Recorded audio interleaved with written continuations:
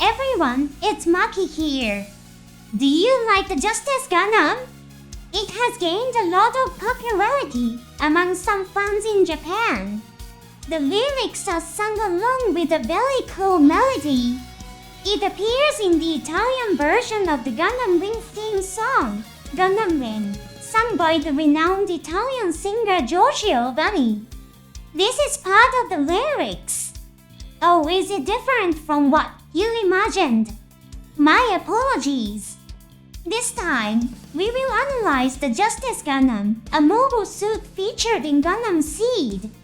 It's a Gundam-type mobile suit piloted by Athrun, who is a main character alongside Kira Yamato. The name, along with Freedom Gundam, embodies prayers for victory in war. It encapsulates the wish to naturally deliver the hammer of justice and achieve the true freedom of coordinators. By the way, there is an episode related to this name. Hiroyuki Yoshino, who participated in the script production of the Seed series, has said this. I believe that the names Freedom and Justice were thought of by Patrick Zoller. I think he named them extravagantly to boost the morale of the ZAFT forces. It is likely that they were called something else at the development site. This is merely the opinion of the production staff, and it is unclear whether it is reflected in the official settings. What do you think was the original name of the Justice Gundam? Let's start analyzing the Justice Gundam while imagining such things. For the ZAFT forces, the Earth Alliance's GATX series brought a tremendous shock. The birth of mobile suits surpassing the performance of ZN was a matter of national survival for ZAFT, who had been overwhelming the Earth Alliance with their mobile suits' capabilities. Rollercleese and Patrick Zar concealed the fact that the pilot of the Strike Gundam was a coordinator. The strike daggers of the Earth Alliance, indeed the threat when deployed in battle, ultimately led to a de facto victory for the ZAFT forces in the final battle. There's a scene where Ryuki says to Patrick Zar, who is about to force the shot of Genesis, this battle is our victory. Any further attack would cause too serious damage to the Earth's environment. In fact, even without the existence of Freedom Gundam and Justice Gundam, ZAFT had sufficient forces to gain an advantage in battle. This dialogue makes it clear that excessive forces were prepared as per the wishes of Patrick Zar and Rollercleese. Of course, their conspiracies were eventually thwarted by Law's crime. The ZAFT headquarters, having received exaggerated reports on the performance of the Earth Alliance's mobile suits, began the development of more powerful mobile suits. Thus, the Justice Gundam was born. ZAFT was developing neutron jammer killers concurrently with the development of neutron jammers. To equip the new mobile suits, the neutron jammer killers were redesigned. The first to be developed was the Dreadnought Gundam. Tests for the mobile suit neutron jammer killer were conducted on this unit. It successfully operated the Dragoon system, which requires a vast amount of electricity due to the nuclear engine. However, the neutron jammer killer installed in Dreadnought had a significant flaw. The neutron jammer killer mounted on the head had a wide effective range, enabling the use of nuclear power other than its own engine. In the spin-off series Astray, the Gundam Astray Blue Frame II utilizes the effective range of the neutron jammer killer mounted on the Dreadnought. It is used to activate the nuclear-powered weapon called the long-range launcher. The specific range of this effect is unknown.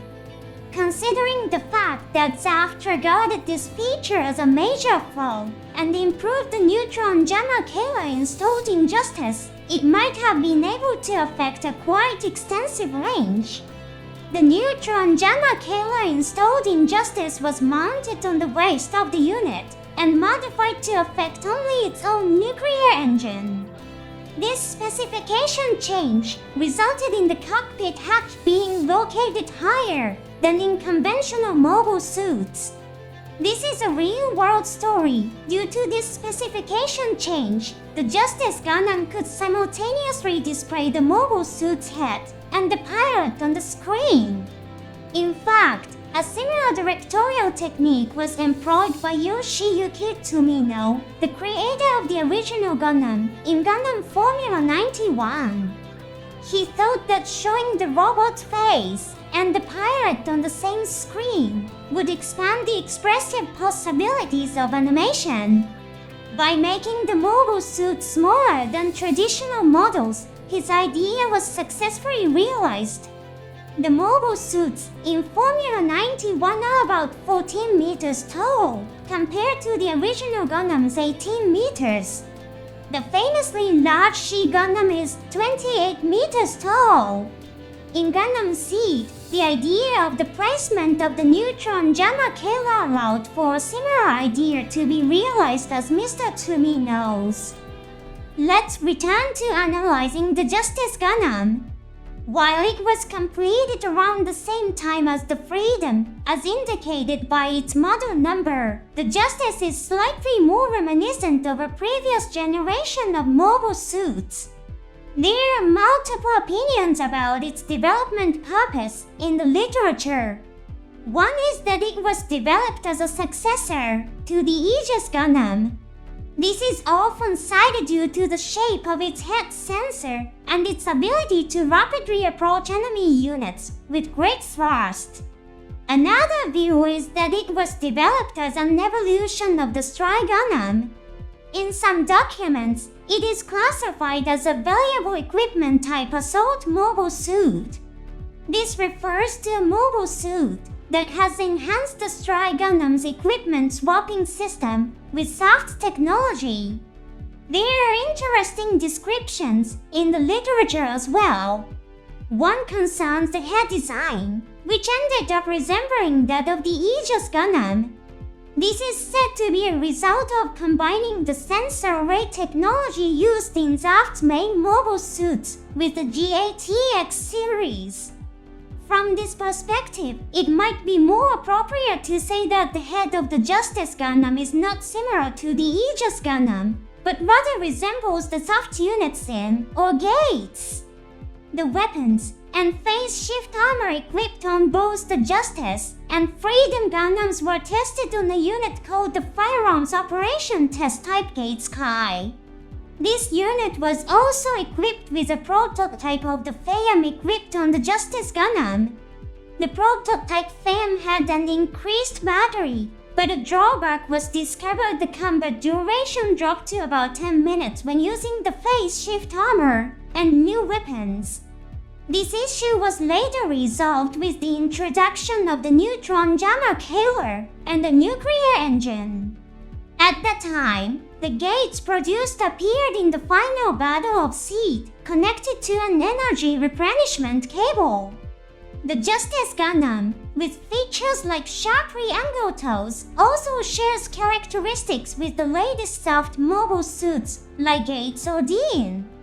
Compared to the Freedom Gundam, it reflects more of ZAFT's technological elements. The specification to enhance the unit's mobility with additional equipment is a feature of the L Strike Gundam. Moreover, the Strike Gundam, including the Duo Gundam and other GATX series, utilize data from the latest models. Furthermore, ZAFT highly regarded the performance of the Strike Gundam, awarding Athrun, who defeated it with the highest honor, the Nebula Medal.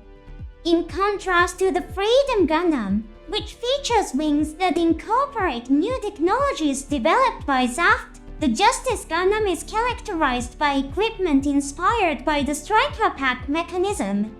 These elements interestingly express the different design tendencies of the Freedom and Justice. The most significant feature is the FAM double mounted on the back, mainly known as lifter in the novel version. The Justice Gundam can perform coordination of multiple units alone by detaching from the unit. Although often described as having lower overall shooting power compared to the Freedom Gundam, the Justice Gundam equipped with the powerful beam cannon Fortis in the FAM is a unit with extremely high shooting power, especially considering the period when mobile suit beam rifles were just becoming practical. The term lifter is the same as the component mounted on the back of the robot appearing in Metal Armor Dragno, a work that director Mitsuo Fukuda had previously participated in as a production staff member. In the Seed series, images paying tribute to Dragna elements frequently appear. The Justice Gundam often uses its beam sabers in a connected state, similar to the combat style of the Red Dreadnought type, one in Dragno. The Justice Gundam is a unit that has incorporated many excellent genes, along with ZAFT's neutron jammer killer. Let's take a look at the powerful armaments of the Justice Gundam. Each piece of equipment is very attractive. Firstly, here's the MMIGAU. One target is 20mm close-in defense machine gun mounted on the head. The Freedom Gundam's head-mounted machine gun has a 76mm caliber. This model has a smaller caliber and improved rapid-fire capabilities, featuring 4 barrels. Sagittis means arrow in Latin. Interestingly, the novel version mentions that Sagittis machine guns are also equipped in the chest. However, in the Freedom Gundam, the Master Grade model kit later added that the chest component is a multi-sensor. Given that the Justice Gundam also has a multi-lock-on system, it's highly likely that it too has multi-sensors. Next is the MAM-20 Lupus Beam Rifle, named after the Latin word for wolf. It's a weapon of the same type as the one equipped on the Freedom Gundam and is more powerful than the GATX series beam rifles. The Lupus Beam Rifle is actually designed as a modified version of the Stry Gundam's beam rifle with an added cover. This is commercially due to the ability to use the same parts for model kits and figures. Analyzing from the story's perspective, it implies that ZAFT was in such an emergency that they had to use Earth Alliance's technology. As it is. Then there's the MAM-01 Lacquer Beam Saber. This weapon, also of the same type as the Freedom's, features a hilt made of phase shift armor. It can generate a higher output and longer blade than the GATX series beam sabers. Initial illustrations of the Justice Gundam depicted an exceptionally long beam saber. Moreover, the saber's blade is yellow, different from its appearance in the TV anime. Despite its high output, the unlimited energy from the nuclear engine means the usage time is unlimited. The Duo Gundam has 2 beam sabers, but one is spare, not intended for simultaneous use. This contrasts starkly with the Justice Gundam, which frequently uses 2 beam sabers. The next weapon is the ROQM-51 Basa Beam Boomerang, mounted on both shoulders. It was developed based on the weapon used by the Stry Gundam's Sword Striker. High-grade model kits describe it as developed from engagement data with the strike. The mechanism for controlling the boomerang's trajectory is developed the same as the Sword Striker's. It manipulates the trajectory by using the beam braid's interaction with space. In the TV anime, the returning beam boomerang is depicted as being automatically stored without the Justice Gundam's hands. Unlike the Impulse Gundam, the Justice Gundam's beam boomerang is not set to use the Dragoon system. However, the automatic return implies that it might use a system based on Dragoon. The beam braid cannot be used to adjust its trajectory when turned off. The beam boomerang has three major features. Firstly, it can trace a trajectory different from traditional beam weapons, since beam weapons travel at light speed, making it impossible to dodge after firing is observed. Therefore, skilled pilots constantly watch the enemy's muzzle and dodge based on the firing timing. In Sea Destiny, Athrun dodges Gaia Gundam's beam rifle, surprising stellar. This is a deviation from the usual battlefield norms. The boomerang's returning nature is powerful. Ace pilot megalive-GN lost its legs to the Sword Strike Gundam's beam boomerang. Additionally, due to its slower speed compared to beam rifles, the beam boomerang's blade stays in contact with the enemy longer. This has an advantageous effect against some enemies. Forbidden Gundam's Shidigenzo deflects beams, unlike laminate armor that converts beams to heat energy, potentially taking damage from prolonged contact. In the anime, Justice Gundam's beam boomerang damages the Shidigenzo. Moreover, the combination of the beam blade and metallic parts allows it to impart physical shock to the enemy. In the scene where it damages the Shidigenzo, it also successfully disrupts Forbidden Gundam's balance. Initially, the beam boomerang was not part of the original plan and was added in the TV anime setting. Hence, only one part in the 100 scale model kits do not include the beam boomerang. As for defensive equipment, the laminate anti-beam shield is very strong. It employs technology from ZAFT's larger class battleship's armor, combining lightweight with toughness. Equipped with a gun port for the beam rifle's muzzle, it was used once by the Freedom Gundam. Its defense against beam weapons is extremely high, blocking the Calamity Gundam's sword. After withstanding the beam, Justice Gundam used its high thrust to approach the enemy, damaging the enemy's muzzle with the beam's reflection. Despite such a load, the shield did not break.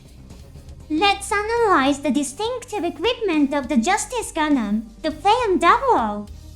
Phaeum means fate in Latin. It's interesting to think that in the sequel Sea Destiny, the evolved Infinite Justice Gundam was destined to confront the Destiny Gundam. Despite its name 00, it is unrelated to the 00 Gundam and does not equip a GN drive. It is an advanced form of the ZAFT support weapon, Guru. When connected to the main body of Justice Gundam, it functions as the main thruster. Its propulsion force is extremely high, delivering a thrust of 603,200 kilograms, significantly surpassing the 527,000 kilograms thrust of the Freedom Gundam. Surprisingly, the Justice Gundam is also considerably lighter in weight. The base model gauge weighs 80.2 tons, while the Justice Gundam weighs 75.4 tons. This combination of lightweight design and powerful propulsion is one of the key features of the Justice Gundam. This tremendous thrust allows it to approach enemy units faster than the Freedom Gundam. Moreover, its entire body is covered with high-strength red phase shift armor, making it highly suitable for close combat. The Phaeum 00 itself also employs phase shift armor, enabling it to execute direct collision attacks. Its separation mechanism allows for various tactical maneuvers. In the battle against the Raider Gundam, the shock generated by the separation of Phaeum 00 was used to evade attacks. Phaeum 00, when detached, can also carry a mobile suit on top. Athrun flew with the Justice Gundam on top of the Phaeum 00 during the Freedom Search mission, suggesting it's suitable for long-distance travel. However, no documentation explains why Athrun used this form in that scene. It can also carry other mobile suits. In the battle escaping from orb, The Freedom Gundam used it as a platform to execute a full burst. In the final battle, the strike crews utilized the FAM-00 for high-speed movement. When the FAM-00 is deployed with thrust focused forward, this formation is called High Mat Mode, sharing the same name as Freedom Gundam's High Maneuver Aerial Tactical Mode. Additionally, several powerful weapons are equipped. First is the GAU-5 Bower's machine gun, named after the Latin word for bird.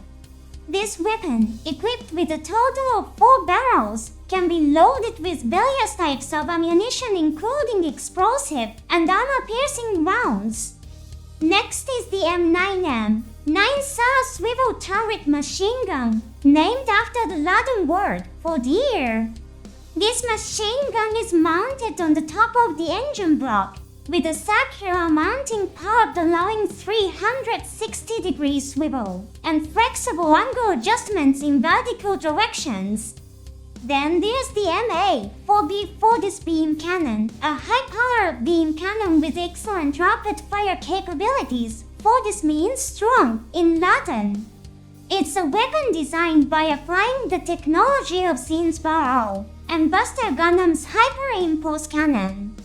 While Freedom Gundam's barrier emphasizes destructive power, the Fortis focuses on rapid-fire capabilities. Like Freedom Gundam, Justice Gundam is equipped with a multi-lock-on system. In the TV anime, it executes multi-lock-on only when connected to the large meteor armament. There are no scenes of multi-lock-on being executed without meteor. Since Justice Gundam is equipped with many shooting weapons, it's highly likely capable of multi-lock-on. In the era when Justice Gundam was deployed in actual combat, beam rifles for mobile suits were state-of-the-art weapons. Units like Strike Dagger and Gates used one beam rifle each.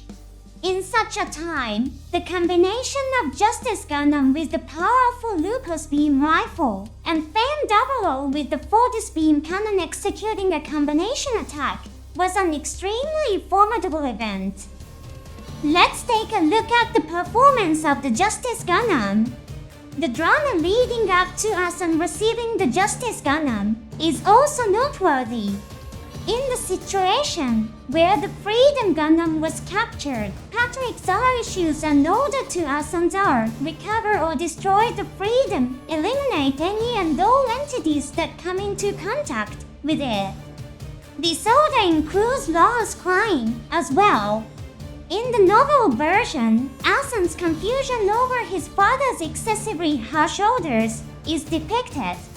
As revealed in Sea Destiny at this time, advanced image processing technology had developed, making it possible to create perfect fake videos. Chairman Duano broadcasts footage of the destroyed Gundam attacking defenseless civilians. In the novel, Athrun notices that the appearance of the Freedom has been cleverly deleted. Furthermore, the existence of advanced facial reconstruction technology, as demonstrated by Mia Campbell, is revealed. Patrick Zar's decision to conclusively identify Law's Crying as the perpetrator based solely on surveillance camera footage is seen as excessively harsh and rash. Preparing an imposter of Law's Crying, a significant national figure, is a consideration that should have been anticipated.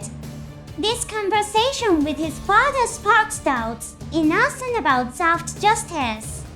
Moreover, the fact that Law's Crying's mansion was ransacked on Patrick Zar's orders was a shocking situation for Athrun. Destroying the mansion, if the purpose was to search it, was entirely pointless. Following his conversation with Law's Crying, Athrun starts to ponder the very meaning of war. With doubts in his heart, he boards the Justice Gundam. Shaken between the justice of ZAFT and his own, Athrun heads towards Earth. In the TV anime, he visits the island where the final battle between the Aegis Gundam and the Strike Gundam took place. In the novel, He travels to regions like Alaska and Panama, where major battles occurred, to personally witness the damage caused by war. The Justice Gundam encounters the Freedom Gundam in the skies above all. Remembering the wars of Laos Kakali and the child who lost their family in the war, Athrun deeply reflects. Then, the Raider Gundam's attack nearly hits the Freedom Gundam. In the novel at this point, Athrun is still hesitating. In the TV anime, right after protecting Kira, he declares himself a member of the ZAFT Special Forces. It's a small detail, but at the moment he protected Kira, Athrun was still presenting himself as affiliated with ZAFT. However, Athrun's sense of justice becomes clear through his desire to protect a dear friend. Let's focus on the combat techniques of the Justice Gundam, which fought alongside the Freedom Gundam. Athrun styles his beam rifle while evading the Raider Gundam's attacks, and then switches his beam saber to ambidextrous halberd mode. At the onset of the battle, Athrun decides to engage in melee combat, showing his understanding of the characteristics of both the Freedom and the Justice Gundams. He is determined from the start to take on close combat actively. He attacks the Forbidden Gundam, destabilized by Freedom's railguns with a kick, a move utilizing Justice Gundam's acceleration capabilities. Next, he launches a coordinated attack on the Raider Gundam. Immediately attacking Raider after it dodges Freedom's assault, he gives the enemy no time to regain composure. This level of coordination is only possible because of the extensive battle experience shared between Kira and Athrun. When Forbidden Gundam attacks with the sun at its back, Athrun, after dodging this attack, uses the same tactic against it. This is an effective strategy, tricking the enemy by using the change in positions after avoiding their attack. The first assault involves detaching Phaeon, a tactic unseen by Shay Andres until then. Moreover, with the sun behind it, the Phaeon silhouette is obscured. Shay, having just executed a similar attack, fails to realize the ploy of the Phaeon's separation attack. However, this is also a feint. As soon as Phaeon obstructs the enemy's vision, Freedom performs a close-range shot with its railgun. Furthermore, Phaeon's separation is used to dodge Raider Gundam's hammer. The shock created by the separation is used to evade the enemy, combining Phaeon's assault with beam rifle fire. While fighting Raider Gundam, Athrun also uses Phaeon to attack Calamity Gundam. Although unable to defeat the enemy, this collaboration successfully protects Freedom Gundam until the enemy retreats. In the battle near the Mendel colony, Justice Gundam faces the latest GATX series units alone. Using Phaeon's separation mechanism, it effectively fights as two units. Athrun activates his seed abilities but appears strained. Notably, during this battle, Calamity Gundam emits a green beam-like light from its bazooka initially. The Calamity Gundam's model kit described the bazooka as a beam cannon, a detail likely referenced in this scene. Freedom Gundam's arrival helps Justice escape from a dire situation in this battle. In the final battle, Athrun decides to self-destruct the Justice Gundam, struck down by his own soldiers. Patrick Zoff fails to recognize Athrun even in his presence. In the novel, Athrun feels that his father never truly saw him. Patrick was obsessed with the justice born from his hatred until the end. His intense hatred stemmed from his deep love for his wife. This profound love turned into a fearsome hatred for the Notos, his enemies. Tragically, even in front of his son, whom his beloved wife left behind, Patrick was blinded. As Genesis enters launch mode, linked to Patrick's death, Athrun takes action to stop it. He acts according to his own justice to destroy the justice his father believed in. Athrun is ready to sacrifice his life with the self-destructs of justice, seeking to atone for his father's mistakes and judge himself. However, he reconsiders at Kakali's urging. Choosing to live is the true fight, don't run away. Facing his sins, confronting them without fleeing, and securing time with loved ones, this might have been the moment when Athrun's true justice was born. The Justice Gundam, born from his father's hatred, parts ways with Athrun and disappears into the flames with Genesis. Often portrayed as a logical character, Athrun's personal sense of justice might be protecting time with loved ones. Has the appeal of the Justice Gundam come across to you? Interestingly, the initial concept for the Justice Gundam drawn by director Mitsuo Fukuda contains some intriguing elements. One line described a unit that docks with a large mobile armor. This concept materialized in the form of meteor. Additionally, there was a proposal for the Justice Gundam itself to transform into a mobile armor form. This idea was later realized with the Savior Gundam. Another concept was for the cockpit to separate as a fighter jet, reminiscent of the co-fighter seen in the original Gundam and many other Gundam series. This idea eventually took shape as the Co-Splendor in Sea Destiny. The Justice Gundam was envisioned as a transitional unit blending ZAFT technology with that of the GATX series. In the real world of production, it was a unit that encompassed various elements to be passed on to later models. I have an urgent message for you. We have just received emergency orders from the Defense Headquarters. The Freedom, our latest mobile suit, has been stolen by a spy from the Earth Alliance. Lars Klein is behind this theft. This information and order have been sent directly from the chairman of the Supreme Council, Patrick Zoller. As a member of the Special Forces, you are to board the Justice immediately and search for the Freedom. Recover or destroy the unit. Eliminate everyone involved with the Freedom, whether they are military personnel or civilians. You must give your all for the Justice espoused by Patrick Zoller.